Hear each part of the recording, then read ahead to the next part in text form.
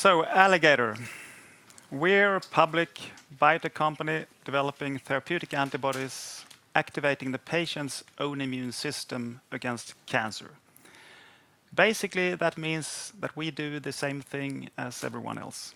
We are today more than 100 biotech companies developing immuno-oncology antibodies. There is one key difference though. All our products are developed to induce a strong immune activation in the tumor area, but not elsewhere in the body. And this is a concept called tumor-directed immunotherapy. The whole point, of course, is to focus the immune attack towards the tumors, to increase efficacy, and to reduce systemic side effects, to improve tolerability. And this concept has been pioneered by Alligator. We today have 5 products in our pipeline in preclinical and clinical stage, all with a first-in-class potential. The business model is to develop those products from ID up to clinical phase 2, followed by out-licensing to pharma. And this is something we share with most other biotech companies as well. There is one difference again, we have already delivered with a great out-licensing deal with Johnson & Johnson. It's a deal worth, let's see here, $695 million, and I'll come back to that deal. Based on that deal and a successful share issue at the IPO, we are very well financed today with money in the bank for more than 2 years. I will start by going through the 2 clinical assets of Alligator. ATR 1015, we have ADC 1013 and we have ATR 1015. ADC 1013 is a CD40 agonist antibody, and that's the one which is out-licensed to Johnson & Johnson. And I will also talk about ATR 1015, our clinical bispecific CTLA-4 product. Here is out-licensing deal with Johnson & Johnson. We have received the upfront payment, $35 million, and 2 of the milestone payments, $5 and $6 million. So that's $46 million, plus they've invested $15 million in Alligator. So more than $60 million. The next milestone will be phase 2 milestones, and we expect to get the first phase 2 milestone the next year. What's significant about the deal, it is quite front-loaded. More than $350 million in development and registration milestones, and the rest is sales-based milestones. On top of that, of course, the really big upside is royalties in the range of 10% on all future sales. And I would say Johnson & Johnson or Janssen Biotech, they take all cost for clinical development of this product and every cost for this product, which is really nice of them. So we have now completed 2 clinical trials, one run by Alligator. It was intratumoral administration of the product, and we could demonstrate that that route of administration was safe. Then in October 2016, Johnson & Johnson started a next clinical trial. This is an intravenous clinical dose escalation trial, and as you can see, it's a very large trial with 2 dose escalation arms. More than 95 patients has been enrolled in this study to date, and the results will be presented at ASCO in about a month from today. So we will come back with data from that trial. But it's a safety trial. We should remember it's a safety trial. And again, Janssen, they take all clinical development of this product, and that means we can focus all our efforts on the next important asset, which is ATR 1015. This is a bispecific antibody, and here we are first in the world with a new concept, a tumor-localizing CTLA-4 product. It's been generated by fusing 2 different immuno-oncology antibodies, immuno-oncology activators. One is an OX40 antibody and the other a CTLA-4 blocker. And what this product can do is activate the most important weapon of the immune system, the T effector cells, and at the same time, it can suppress the brakes of the immune system, the regulatory cells. So essentially what we do is both stepping on the gas and releasing on the brakes with the same product. It's a great potential for superior efficacy. In fact, our ambition is not only to do the same thing as those 2 compounds in combination, but to be better. So how can we be better than the combination? Well, because they are in the same product. They can activate both pathways, but in addition, they can form a physical bridge between the immune cell, increasing cell-to-cell communication. And that will lead to increased immune activation. Here's a clear example. We can see a very strong increase in cell-to-cell crosstalk. You can compare the effect of 8 or 1015 with the combination of OX40 plus CTLA4. But the important question is, does this make a difference? And in fact, the results surprised even us. Here is the most important mechanism of action, depleting the regulatory cells. The blue line is a combination of OX40 and CTLA4 products given at the same time at increasing doses. This is the maximum effect. 8 or 1015 is 3 to 4 times stronger in activity. And it translates to anti-tumor efficacy. Here is a tumor model, bladder cancer. We cure around 60% in this model. And that's impressive data. But the most important fact is that once they're cured, they become immune to the cancer. So if we keep these survivors, no further treatment, we save them for a few months, then they will be immune to the cancer.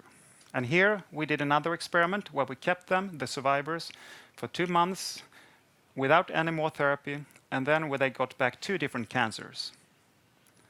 A lung cancer and the same, the bladder cancer. The lung cancer, the immune system does not recognize. It hasn't been exposed to it before, and it will grow very quickly, as you can see. The bladder cancer is immediately recognized. Sorry. There you go. And it won't grow at all. The mice are completely resistant and immune to the tumor. A tumor-specific immunity, and it's long-standing. The obvious question is, does this translate to patients? Usually those models don't. But here I can tell you without a flicker in the eye, it clearly does. CTLA4 is well known and clinically validated as a monotherapy and as combination therapy with PD-1 in melanoma, in renal cell cancer, in colorectal cell cancer. And that's also why Jim Allison got the Nobel Prize late last year. Here is a recent example. This is a combination of a PD-1 blocker, Opdivo, with the CTLA4 product Yervoy. And as you can see, they clearly outperform standard chemotherapy in lung cancer. This is on progression-free survival. This does not translate into a great market potential, though. If you look at the marketing of the products today, these are sales from 2018 and then prognosis going forward. And the red box is CTLA4 product Yervoy. It was approved already 2011. Still the sales, they are reasonably good, $1.3 billion, but they don't really increase. What is increasing and what is really, really great, that's PD-1 sales. From today, about $16 billion, expected to about $40 billion in a few years. So why the difference? Both are effective cancer immunotherapies. And the simple answer is CTLA4 is very toxic. If you take a look at the last trial I showed you, lung cancer trial, that's the most recent trial. They have reduced the dose of CTLA4 quite a lot. Still, it is really toxic. By PD-1 itself, about 8% of the patients get serious adverse events. But if you combine with CTLA4, it's more than twice as many. And as you can see, more than chemotherapy. And that can make a great difference to patients, whether they can handle the treatment or not. So, who in his right mind would develop a stronger CTLA4 product given this toxicity? Well, the reason is we have found a very beautiful solution to the problem. A tumor-localizing CTLA4 product. Here is one example where we looked at immune activation within the tumors in this tumor model. This is a bladder cancer model. Again, if we look at the immune activation, if you don't treat, there is very low activation, but you can increase activity of the effector T cells and reduce regulatory cells by OX40 and by CTLA4. And again, 1015 outperforms those really a lot. If we look at other parts of the immune system, and this is important thing, there is no effect. So the effect seems to be confined to the tumor area. We can get a very strong effect in the tumor, but not elsewhere in the body. And this is exactly what we need. Strong CTLA-4 activation without the toxicity. So the case is quite simple. CTLA-4 is efficacious, but very poor tolerability. And we know that CTLA-4 and PD-1 is the best combination out there. But PD-1 will actually increase toxicity even further. And despite the toxicity, the combination is in fact approved already in melanoma, renal cell cancer, and colorectal cancer. So the business case for Alligator is to become the preferred regimen in combination with PD-1 in those indications and hopefully in more indications where the combination is effective by improving safety and efficacy. We have a strong preclinical support, and we actually have today a phase 1 trial that's already started, and that will give the answers to those questions. Is the concept really valid in patients? That trial has been started. We have dosed the first few patients, and we will have a clinical safety readout in the second half of 2020. And at that time, we will also start phase 2 trials in combination with PD-1. We will start with melanoma, where the effect is the highest, and then we will expand also to renal cell and colorectal cancer. First efficacy readout in 2022. The deal space, just a very short comment. There's a lot of deals made right now. Some of them, and many of them has been within immuno-oncology. Here's Gilead Agenus deal, 4-1BB programs, 3 programs, US $150 million upfront, total deal value of 1.7, but it's 3 products we should remember. Amgen Molecular Partners, a bispecific product, 50 million upfront, 550 million in total deal value. Genentech, a bispecific again, about 100 million upfront, not much more communicated, but that includes near-term milestones. And then very recently a CTLA-4 deal. It could look a bit small, 20 million upfront and 250 million in total deal value, but it's a regional Chinese deal. So there's a great potential for making deals in this space right now. Financials, very short. We don't really have excellent sales. We don't have sales at all. What we do is we have a great liquidity. We have about $43 million in the bank that will take us more than 2 years ahead. Ownership, no changes. So I will just finish by summarizing 1013. We are at the front. We have a strong partner, and we think we have a best-in-class profile within CD40. 1015, we are first in the world with a new concept, a tumor-localizing bispecific CTLA-4, now in clinical phase 1. And then we have 2 4-1BB products, where 1017 will actually enter clinical phase 1 very soon. Let's look at the next important milestones. We have the big milestones next year. Clinical readout on 1015, that's safety readout, second half 2020. And we also expect phase 2 milestones next year with 1013. But this year, and actually this summer, we will submit clinical trial authorization for 1017, the 4-1BB monospecific antibody, and at the end of the year for the bispecific 4-1BB product 527. So with that, Alligator is building a solid clinical pipeline within our niche of immunotherapy, tumor-directed immunotherapy. Thank you. Thank you very much, Per. I think it's refreshing that you acknowledge that there are room for improvement in the sales section. Sure. But then again, you do have a really, like you said, you have a very interesting development program going on here. And looking forward to another milestone next year. That should be nice. I was actually going to ask you about the new platform, the technology platform that you have launched recently, Sure. the Ruby platform. What can you tell us about that in brief? Yeah, so Ruby is a bispecific platform, bispecific format, and essentially that's a way to fuse two different therapeutic antibodies into one product with superior properties. And the difference between the existing formats is we can have a shorter development timelines with this product, and the end quality of the product will be better. I understand the part of the quality being better. That's important, of course. What are the other what are the biggest advantages of this platform? Yeah, I think the development timelines is really important. I mean, for us, trying to be first in class is always competition between a lot of other companies, and developing a bispecific is extremely challenging. What it does specifically, this format, it allows us, if we have two original antibodies with good properties, we can fuse them without secondary optimization. If you don't have that, you need to spend 12 to 18 or 24 months to improve the final product.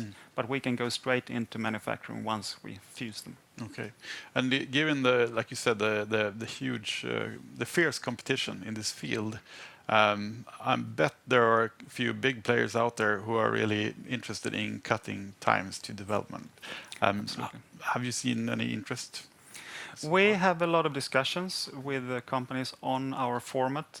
We are not planning on out-licensing the format, but we have today a full platform for generating biologics. We have a human antibody library, we have the protein evolution technology, we have manufacturing and the bispecific format. So we are discussing different collaboration. Okay. This is speculative, but if you had been, instead of being a Swedish company based in Lund at Medical Village, if you had been based in Boston, for example, where would you have been now with the technology that you have? Well, that's quite difficult to answer, but I mean, surely where you are makes a difference. But I think Lund, where we are positioned, has been a really good place to be. There's a lot of access to old AstraZeneca competencies, and it's a vibrant area to work in. So I think we're in a good location. Yeah. And then speaking of locations, you started out at least to made an appearance on the Swedish biotech scene for the broad masses, I guess, with your deal with Janssen in 2015. Given the development in this field during the last 4 years, how do you think your deal then compared to what you could have done now? Because I bet it's a bit harder now, isn't it? Yeah, I mean, the deal is still a great deal, and it would be great if we did it today. Surely it has changed within immunotherapy. In 2015, most pharmas were building their pipelines. Today, they have really strong pipelines within immuno-oncology, and I would say there is around 1,000 or 2,000 products today, depending on how you define immuno-oncology, that are claimed to be immuno-oncology agents. So the competition is really strong. So for us, it's all about being first or being different or better. Great. We're actually going to talk more about deal making in a little while. I was going to see if there are any questions from the audience to Per at this point. One question. One question.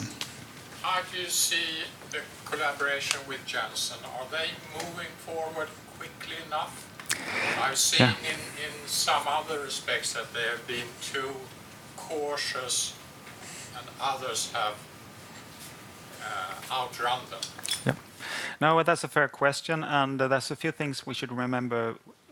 If you just look at it on the surface, this trial has taken a very long time, but we should remember they did start the trial in October 2016. When they made the deal, we were running an intratumoral study, and then they were preparing for the intravenous trial. So in October 2016, and the trial was then completed early this year, so a bit more than 2 years.